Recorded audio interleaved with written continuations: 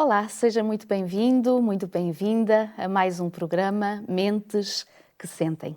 Desejamos que esteja bem, desejamos que tenha encontrado talvez algumas respostas nos programas anteriores que já fizemos para os seus desafios ou para o desafio de alguém que você ama. E estamos aqui exatamente para ser essa ajuda que precisa, essa ajuda que deseja compreender um pouquinho mais sobre a saúde mental. E estamos aqui, eu e a doutora Cristina Dias, que saúdo, bem-aja pela tua presença, Cristina, e também pelo aporte e pelas informações e ensinamento que tu nos trazes. Muito obrigada. Obrigada, Milu. Antes de mais, é uma alegria, é um prazer poder estar aqui novamente e podermos partilhar em conjunto de forma serena, tranquila, estes temas que são tão pertinentes, podermos refletir sobre situações do dia-a-dia que são desafiadores para qualquer um de nós. É verdade. Nos programas que fizemos anteriores, se não teve a oportunidade de os ver, quem sabe será agora uma oportunidade para poder fazê-lo. Nós tratamos de alguns assuntos diferentes, a relação entre a mente e o corpo, falamos também sobre a importância dos hábitos saudáveis para podermos ter essa saúde mental que nós tanto almejamos em todos os aspectos, a nossa saúde. Refletimos também sobre a importância dos relacionamentos e eu sei que isto é algo que nos toca de uma forma muito particular, porque todos nós temos, pela graça de Deus, família, amigos, conhecidos, vizinhos, e volta e meia as coisas podem não correr tão bem e isso causa-nos uma certa dificuldade. Então a gestão dos relacionamentos é um programa muito interessante, se não o viu, vá ver. De todas as formas, Cristina, nós é verdade que vivemos em contextos desafiadores. E muitas das vezes, mesmo que nós não queiramos, isso leva-nos à doença, a adoecermos. O que é isto, se há alguma definição, adoecer? Eu acho que para poder responder a essa questão, nós temos que ir para algo mais. E provavelmente alguns de nós, e tu sem dúvida também, já deves ter ouvido falar num conceito que é o conceito de homeostasia. É um mecanismo interno que o nosso organismo tem, aliás, é um mecanismo que o nosso organismo tem para manter o equilíbrio interno, seja a nível físico, seja a nível mental ou emocional. E um exemplo muito prático relativamente a esta situação são, por exemplo, imagina que estás a descascar algo e te cortas. A tendência natural não é que estejas a sangrar indefinidamente, a menos que tenhas ali algum problema com a coagulação ou outra situação dessa natureza. A tendência é que o teu organismo vai agir para repor o equilíbrio interno. Então, o processo de adoecimento refere-se a algo que altera esse equilíbrio interno, seja de forma física, se é que possamos utilizar esta expressão, seja de forma mental. Exemplo simples. Eu posso ter uma gastroenterite. O que é que ocorre? Posso estar com febre, com indisposição, com vontade de vomitar, sem conseguir comer. Houve uma agressão ao meu equilíbrio interno, o organismo está a trabalhar na perspectiva de o repor. Mas eu posso estar, por exemplo, a lidar com uma situação traumática, com uma perda, com um abuso. Eu estou ou não estou a ter uma alteração do meu equilíbrio. E este processo de alteração, que pode levar ao adoecimento, quando o nosso organismo não tem ou não consegue eficazmente lidar com esta alteração, pode ser mais ou menos duradouro no tempo, mais ou menos intenso, com maior ou menor sintomatologia, com maior ou menor influência na nossa vida, com uma maior ou menor influência do meio, da parte genética. E eu, mais uma vez, eu gosto muito de exemplos. Acho que eles nos ajudam a compreender de forma prática. É completamente diferente tu estás, por exemplo, a lidar com uma febre. Estou com febre. Ou estares a lidar com a amputação de um membro na sequência de um acidente de viação. Portanto, tudo isto vai potencialmente obrigar-nos a gerir uma alteração ao teu equilíbrio interno. Então, o nosso objetivo é podermos partilhar algumas situações que são específicas, que acontecem com todos nós e que, na realidade, têm a ver com este potencial de adoecer ou ter saúde. E talvez que eu gostaria de começar por partilhar hoje contigo e com aqueles que nos ouvem e nos assistem, tem a ver com a ansiedade. uma palavra sem dúvida extremamente conhecida, profundamente vivida pela maior parte de nós, demasiado normalizada. E eu gostava talvez de partilhar contigo e convosco alguns dados estatísticos para nos ajudarem a compreender a dimensão daquilo com o qual lidamos. E vou retirar alguns dados que tenho aqui. Um relatório publicado em março de 2022 pela Organização Mundial de Saúde relativo à parte da saúde mental dizia o seguinte: em 2019, 1 bilhão de pessoas tinham um transtorno mental. Pessoas diagnosticadas. Sabemos que há uma elevada percentagem de pessoas que padecem deste tipo de situações, mas não estão diagnosticadas. Exato. Deste 1 bilhão de pessoas, 14% eram adolescentes. Isto é alarmante. O suicídio, em cada 100 mortes, o suicídio é responsável por uma. E 58% dos suicídios ocorrem antes dos 50 anos de idade. Os transtornos mentais são consideradas a maior causa, o maior imunossupressor. Já vimos nos episódios anteriores que o imunossupressor age como debilitando a capacidade de resposta do meu sistema imunitário e das minhas defesas. Pessoas com condições mentais, de transtornos mentais graves, morrem, em média, 10 a 20 anos mais cedo do que as pessoas que não estão a passar por isto. Mas o mais incrível é que morrem por doenças físicas evitáveis. Ou seja, a questão é esta: eu estou a lidar, por exemplo, com uma situação depressiva, eu estou a lidar com uma situação ansiosa que potencia o processo de adoecimento do meu corpo, predispõe ao aparecimento de alguma doença física que me pode causar a morte e que era perfeitamente evitável. Isto é ou não é algo assustador? Por outro lado, a depressão e a ansiedade tiveram um aumento de 25% apenas no primeiro ano da pandemia. Isto são dados do relatório da Organização Mundial de Saúde de 2022. Mas eu gostava agora de transpor isto para a nossa realidade atual e o nosso pequeno país, aqui plantada à beira-mar, como nós costumamos dizer.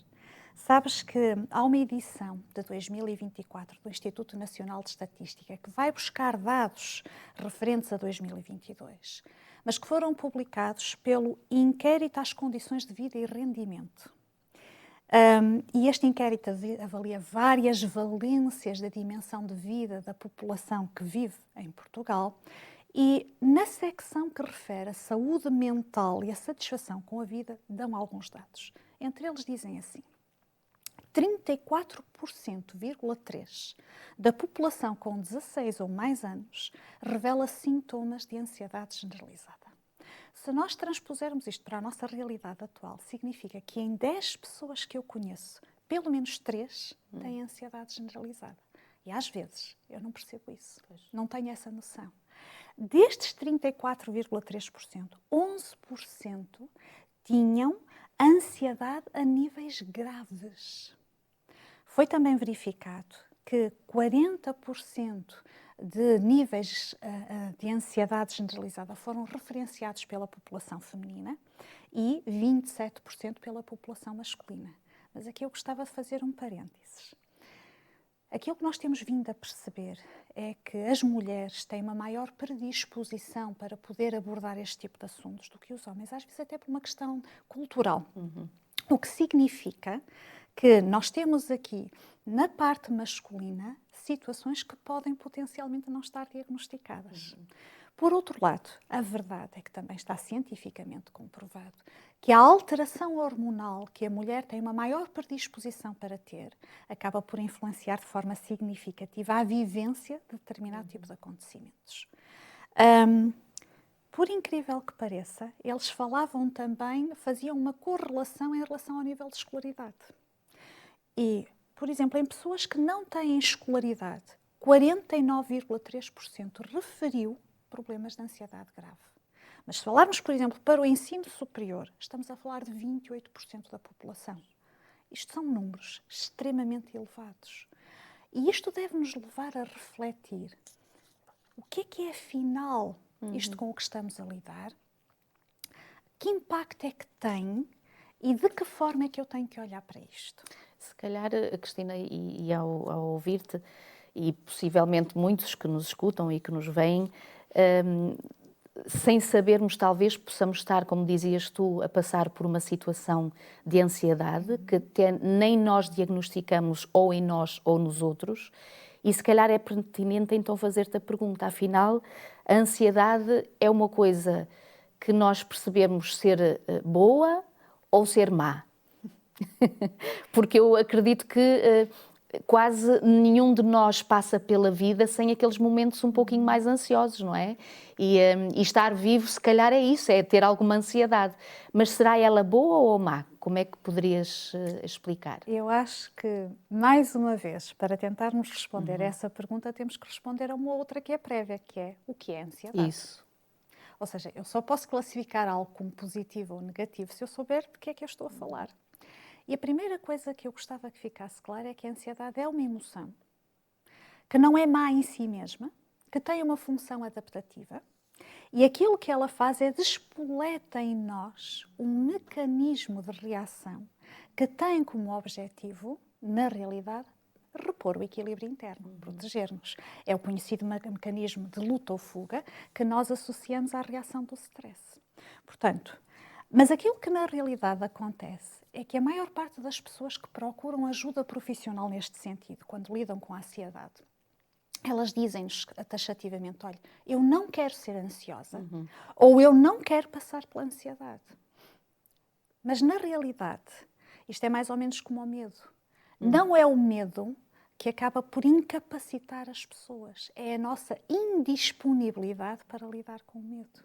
Como é que gerimos essa emoção? Exatamente. Então, aquilo que é importante desmistificar desde já é que nós não podemos suprimir um mecanismo normal do nosso organismo.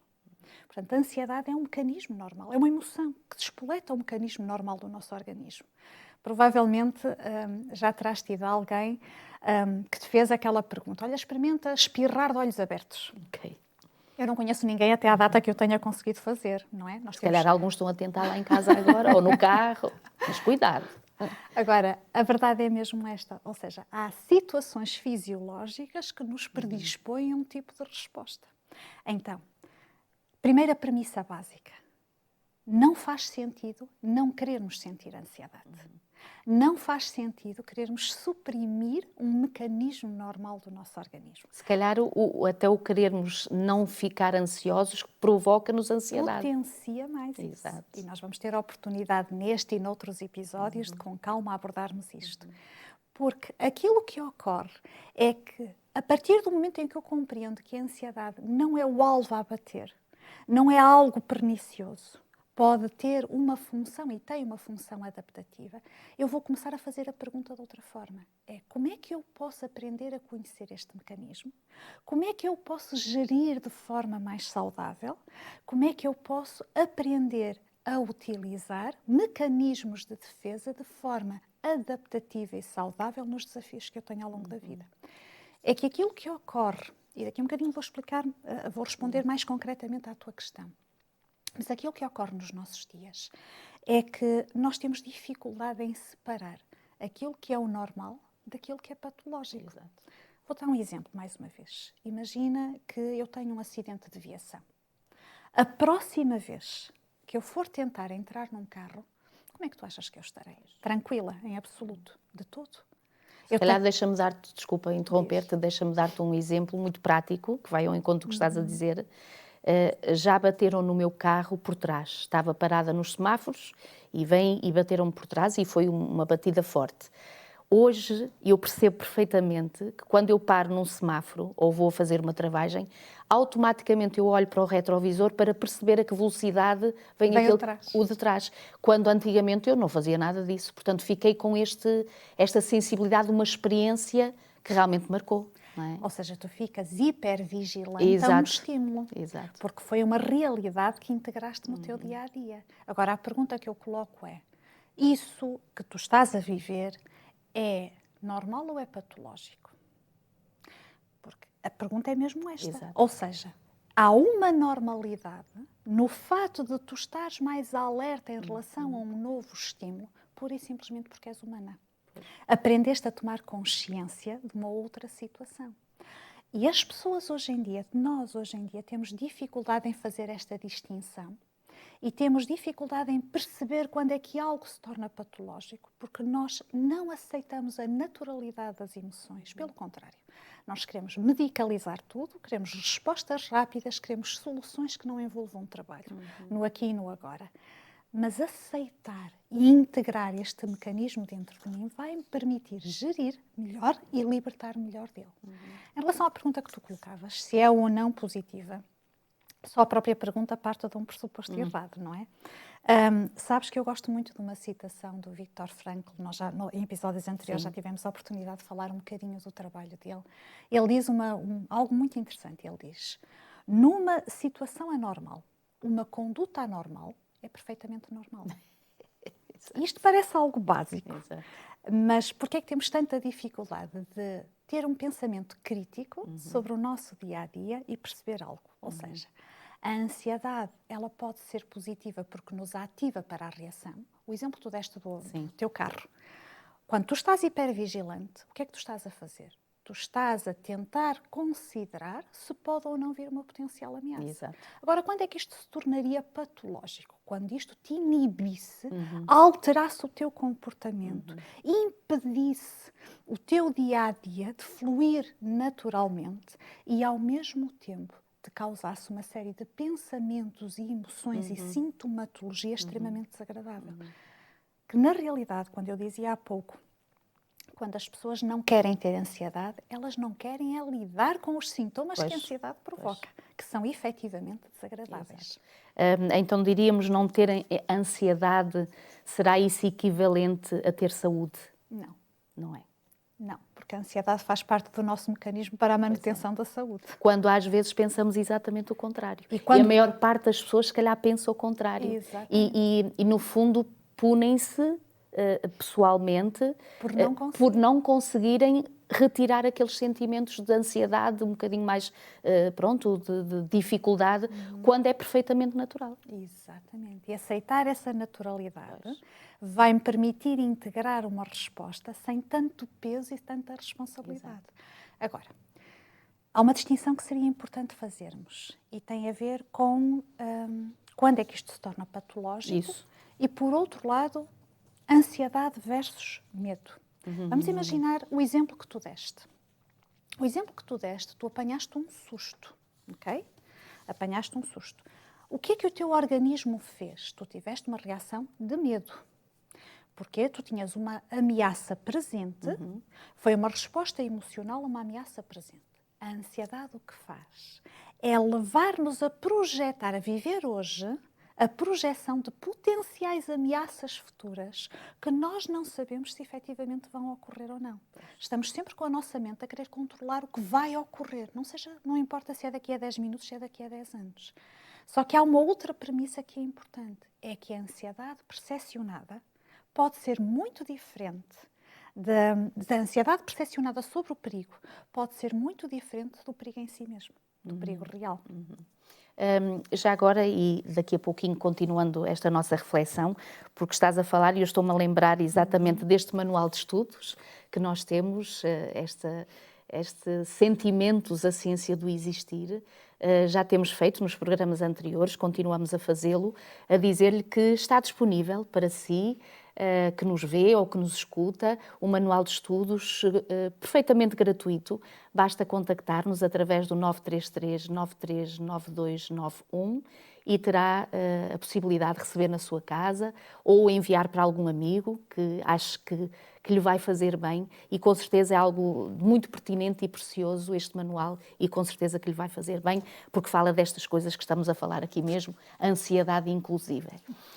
Cristina, ter ansiedade e ser uma pessoa ansiosa, porque será que é a mesma coisa? Porque às vezes nós percebemos, até se calhar até por personalidade, em relação às pessoas que nós conhecemos ou até nós próprios, será a mesma coisa ter ansiedade e ser uma pessoa ansiosa? Não. A ansiedade é um mecanismo que todos nós vamos ter, é uma emoção que todos nós vamos ter ao longo da vida. Ok. Quando é que ela se torna patológica? Quando deixa de exercer a sua função adaptativa. Primeiro, quando ela é vivenciada de uma forma muito intensa, desproporcional àquilo que a provoca. Imagina que nós temos que fazer estamos aqui a conversar. Sim. E estamos extremamente ansiosas e dizemos, eu não vou conseguir. É preferível nem sequer fazermos isto. Eu estou a sentir-me tão desconfortável, emocionalmente e fisicamente, o meu organismo parece que está aqui a dar-me sinal de que as coisas não vão correr bem. Então eu acabo por dizer, olha, não vou fazer, não consigo, não tenho condições.